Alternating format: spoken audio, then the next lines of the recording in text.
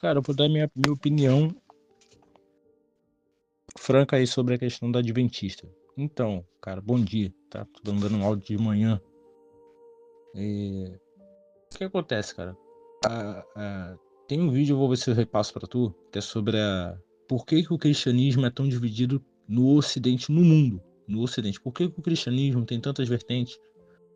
E eu tô falando essa introdução só para entrar no assunto da questão da Adventista.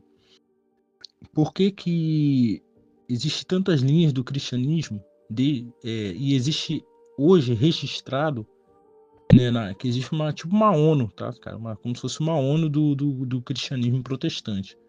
Existe hoje registrado, em termos de denominações no mundo, são mais de 4.800 denominações no mundo do cristianismo, de modo geral protestante, né? E aí eu falo protestante, é claro que nem todos são, mas tem várias linhas, né? A exemplo, a gente tem aqui no Brasil. No Brasil, pelo menos aqui, nós temos a Maranata, nós temos as Assembleias de Deus, né?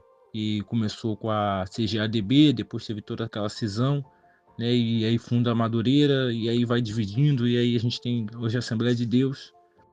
E aí nós temos as igrejas batistas, as renovadas, as tradicionais, nós temos igrejas presbiterianas, nós temos igrejas metodistas, nós temos a adventista, que é o que eu vou opinar, Maranata. Nós temos a linha também das igrejas neopentecostais que entram também, de certa forma, não são bem reconhecidas, mas entram sim como denominações, né? Nós temos as churches, né, que são igrejas que é em inglês, mas são o neopentecostalismo, né, que vem a teologia coach, prosperidade, crescimento, enriquecimento, aquelas mensagens que acho que se resume muito em pessoas como Thiago Brunet, Dave Mariano, a Vitória Souza, agora esse menino aí que está em evidência aí, né? Então nós temos muitas denominações só no Brasil. Fora isso, tem as igrejas, tem a Deus é Amor, temos caramba, tem uma que é aqui perto aqui de casa aqui, né? Vida Nova, não, é Vida Nova também. Nós temos muitas igrejas, né? Nesse campo, nesse sentido.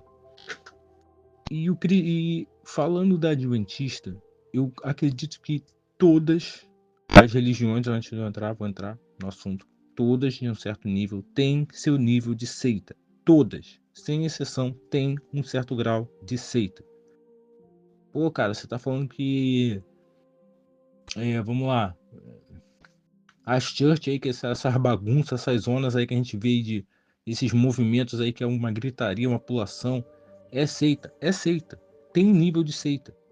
Né? Tem níveis de seita, consideradas como seitas. A Assembleia de Deus cara, eu cresci na Assembleia de Deus, cara. Eu sei que eu tô te falando.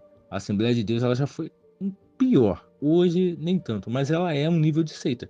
Ao ponto que se você troca de igreja, as pessoas já não falam mais contigo. Então, é uma seita. Considera-se como seita. Então, assim, a Igreja Universal é uma seita. Né? Só você ver, assim, essas coisas que eles desmentem, mas é uma seita. Né? Você tem que trazer dinheiro para o bispo, o que enriquece, você tem que enriquecer os principais, você tem que falar de dinheiro, você tem que falar de prosperidade, você tem que. Você não pode falar de a palavra combativa, a palavra que traz uma reflexão para você, de você pensar, a sua forma de viver, como você está conduzindo, você tem que trazer sempre mensagem de vitória. Não que não seja bom, é bom, mas só que é algo que foge da realidade. E aí você tem toda uma estratégia, quando a gente fala de neopentecostalismo, de marketing. Você mostra aquela vida perfeita, né? E então, assim, dando essa introdução, aí eu vou fazer um segundo áudio, aí você pode até falar, eu te opino sobre a questão da Adventista. Então, dando essa breve opinião, todas as igrejas têm, a Assembleia de Deus era muito rigorosa, a gente tem a CCB. A CCB é uma igreja que ela aparenta ser muito rigorosa, ela entende que ela é a única igreja certa. A presbiteriana, eles não falam isso publicamente, mas eu sei que a presbiteriana, principalmente a presbiteriana, ela tem uma linha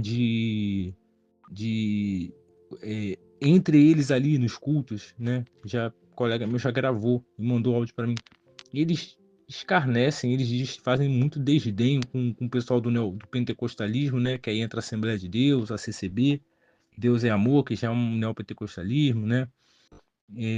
Então, assim, eles fazem muito desdém, eles não falam publicamente, mas eles não reconhecem, tá? Eles entendem que é o sensacionalista, já acabou a palavra, a Bíblia ela não precisa mais no entendimento deles de nada novo, tá? Mas publicamente falam que todo mundo é amigo, de certa forma é porque é tudo, desculpa, em certo grau todos são safados mesmo, todos só estão pensando em dinheiro, pensando em conexão política, em poder, influência, em mulheres, porque a gente sabe que existe o pastor Pio, né?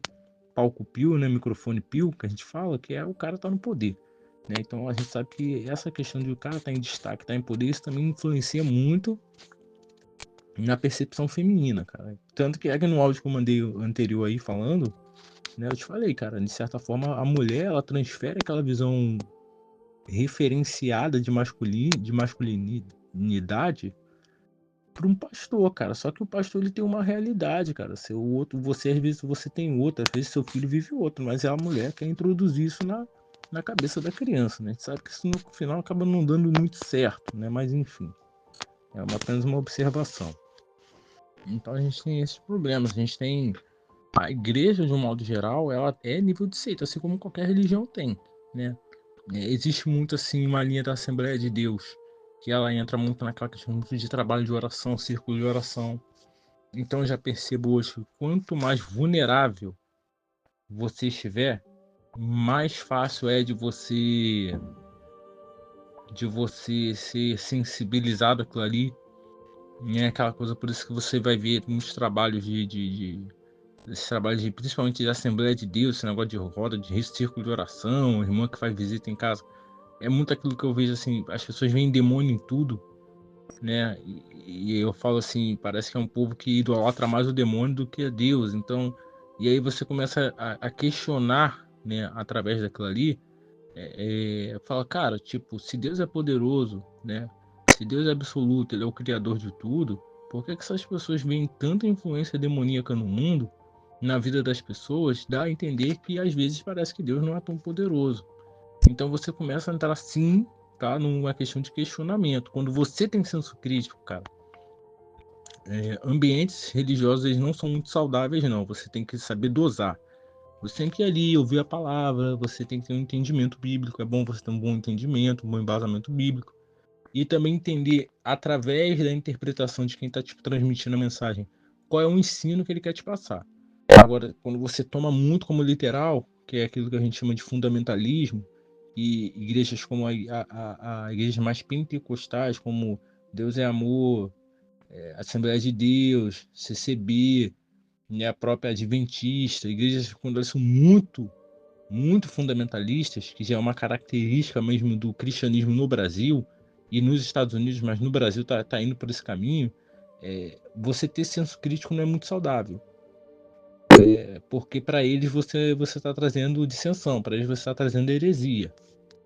Tanto que você vai ver. Então a gente tem nas igrejas, hoje no sistema religioso, as ideias elas são impositivas. Elas não podem ser argumentativas. Nunca.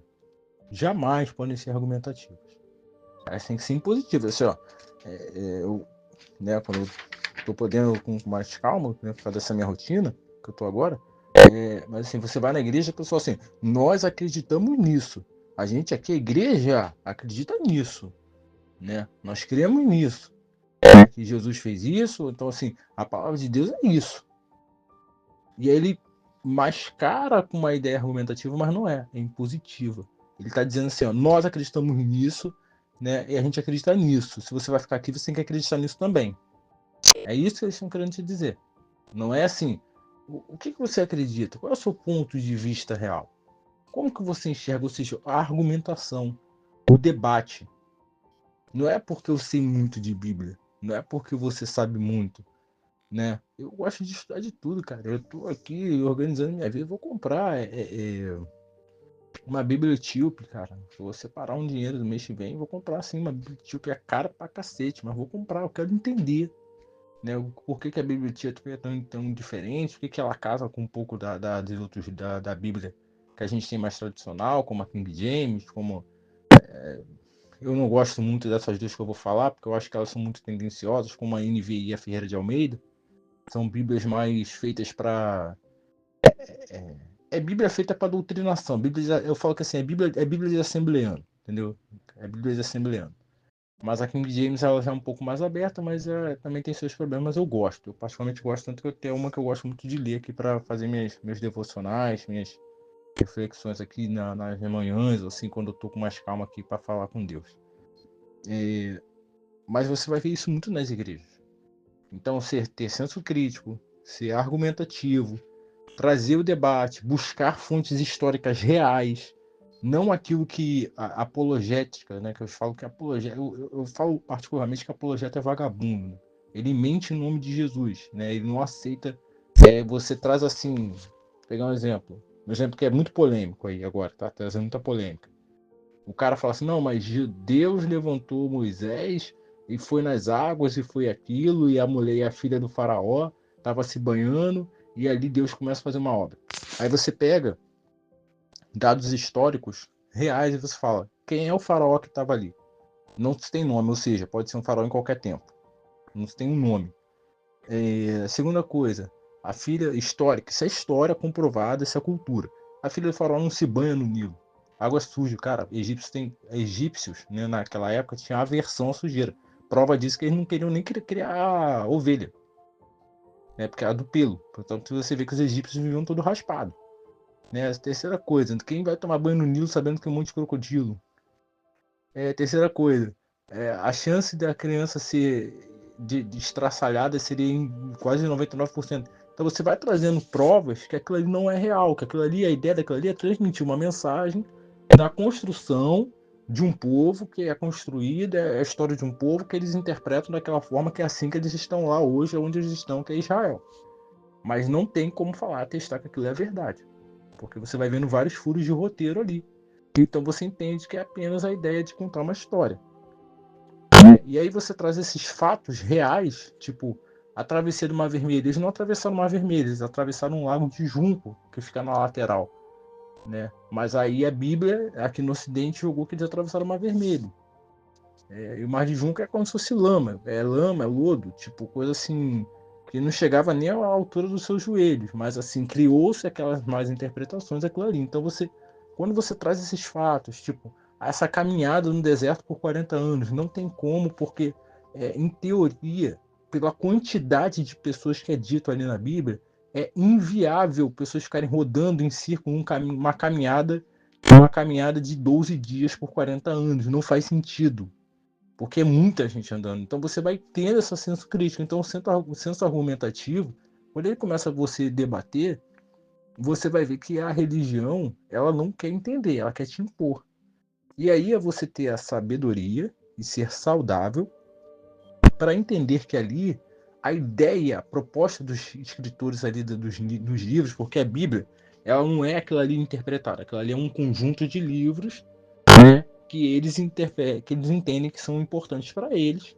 E ali tá ali, é a Bíblia. Ela não é assim, a Bíblia ela interpreta-se por si mesma. A gente tem que ter cuidado com essa frase. Ou a Bíblia é inerrante, outra frase que tem que ter muito cuidado, porque você vai ver muitos problemas. Então, assim, você pode impor isso dentro da igreja. Falar que ela é inerrante, que ela interpreta por si mesma. Mas você, quando você vem para o campo de estudo, tem um campo que você senta, lê a Bíblia com calma, tendo uma boa interpretação de texto, observando a análise temporal, as colocações, os pronomes, os tempos verbais, do que está se tratando, do qual é a verdadeira origem de certas palavras ali, pô, acabou. Então você não é melhor que eles, mas você entende que é aquela coisa, ou você vai viver numa eterna guerra, ou você faz algo que meu pai me dizia, né? Falava para mim, que hoje eu entendo, né? Que ele falava assim: pare de discutir com fundamentalistas e fanáticos religiosos, porque lá no fundo eles querem te matar em nome de Jesus, só que eles não podem, mas na verdade eles querem. Então eles queriam, na verdade, eles querem legitimidade para te matar em nome de Jesus, porque para na cabeça deles você está trazendo uma heresia. Quando na verdade você está só argumentando uma coisa que está óbvia, né? E quando na verdade você já tem aquele entendimento saudável para entender que é transmitir uma mensagem, é para transmitir um ensino, é para você trazer uma reflexão, para você entender as atitudes dos personagens e como aquilo ali se encaixa na sua vida diária. Agora, infelizmente, a religião, acho que o cristianismo, cara, aqui a gente vai virar um evangelistão, tá, mano? Isso eu já falo, que se tem o. Aqui vai ser um evangelistão, tá? O Brasil, acho que a América do Sul, mas o Brasil em si, ele vai virar um evangelistão. Se bem que houve um recuo muito grande, tá? Eu tava vendo o levantamento dos dados do IBGE, eles acharam que o crescimento dos evangélicos ia ser, acho que 4-1. E aí o crescimento evangélico está sendo de 3-1, ou 2,5 para 3, um negócio assim. E o que está crescendo muito, que está ganhando muita força é o movimento desigrejado, né, que eles atribuíram esse nome, desigrejados. Pessoas que têm a fé, mas não se identificam mais com nenhuma denominação. Isso é óbvio, por quê? Por causa dessas doutrinações e as ideias. E aí no próximo áudio eu vou te falar o porquê dessa questão. E aí entra essa questão da adventícia, que é uma delas. E outro movimento que tem crescido muito é o agnosticismo. O agnosticismo, não gnosticismo, é o agnosticismo. E o ateísmo, cara, que surpreendeu, cara. Ele também tá ganhando muita força, né? Por incrível que pareça, tá? Não tá um crescimento brusco a nível Brasil, porque o Brasil ele é um evangelistão disfarçado, ele não é oficialmente, né? Ou seja, assim, não é uma legislação igual a Israel, uma legislação entrelaçada à Torá. A ideia de muitos pastores, aí eu falo nomes aqui abertamente, como Cesar Malafaia, outros líderes, é transformar, pegar a legislação, parte da Constituição Federal, e entrelaçar ela à Bíblia. Isso é muito perigoso, cara. É aí que a gente fala porque que a tendência é virar um evangelistão no Brasil. Porque na cabeça desses caras eles querem isso, tá? Porque se eles fizerem isso, eles vão entender que eles têm legitimidade para, como meu pai me dizia, para matar em nome de Jesus. Isso é muito perigoso, cara. Isso é muito perigoso. E eu sou um cara cristão, eu tenho posicionamentos conservadores, mas eu entendo que tudo tem limite. Eu sou um cara que eu respeito a liberdade de expressão, né? A liberdade de expressão é válida, né? Os seus posicionamentos são válidos, desde que eles não firam grupos, não atinjam, não ofendam grupos, sejam étnicos ou de opção sexual, cada um tem a sua, tá? E quando ele não começa a ferir a minha liberdade, a limitar a minha liberdade de expressão e a minha liberdade de locomoção e de viver. Então, enquanto você não está entrando nesse campo, você tem o direito de se posicionar como você quiser, né? Mas é isso. Então, infelizmente, a nível Brasil, a gente vive, o meio evangélico cresceu, ele cresceu, mas não cresceu tanto. Houve um recuo do meio católico, tá? Por quê? Porque o público católico é um público mais idoso, mas também tem esses caras como Frei Gilson, uma nova leva de padres que estão vindo aí, né, jovens, que também está conseguindo aos poucos também trazer alguns jovens, mais jovens para o meio católico, pelo menos para se tornar mais praticantes, e não apenas de boca. E aí tem uma outra parada que dá até para falar sobre isso, que existe também um movimento bem comportado, tá? Eu vou te falar aqui em off, de uma migração de jovens e homens protestantes que estão ganhando, tendo uma certa simpatia com o meio católico devido à sua, apesar de todos aqueles problemas que a gente sabe que o meio católico tem, o meio católico é sensato. Ele reconhece esses problemas bíblicos, né? Então, assim, parece que existe não vou falar que é um movimento, que ainda não dá para se tornar um movimento, porque se falar que é movimento, isso aí gera muitos problemas. Mas existe sim um certo flerte de alguns nichos ou algumas pessoas no meio protestante que estão, vou dizer assim, flertando mais com o meio católico, devido assim a ser uma coisa mais sensata, mais coerente, não é tão impositiva, não é como o protestantismo, que é quase que uma doutrinação, quase uma ditadura, né? O catolicismo no Brasil ele já é um pouco, ele tem suas vertentes mais impositivas, mais caracterizadas de seita, mas no geral ele tenta se colocar no meio mais saudável, né? Mas isso aí é assunto para um outro áudio.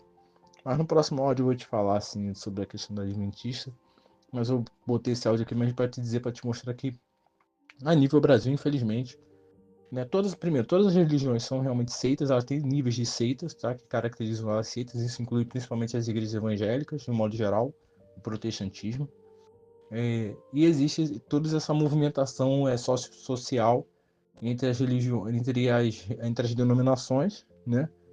De certa forma, o que existe entre as denominações é um acordo de cavalheiros. Entretanto, se a gente for a fundo mesmo, muitas não reconhecem as outras, eles apenas toleram. Então, de certa forma, além de haver essa invenção dessa guerra espiritual, foi inventado isso na cabeça das pessoas, e também existe essa guerra entre denominações que fica ali entre as cortinas ali, né? Fica entre as cortinas. Mas aí é assunto para outro dia.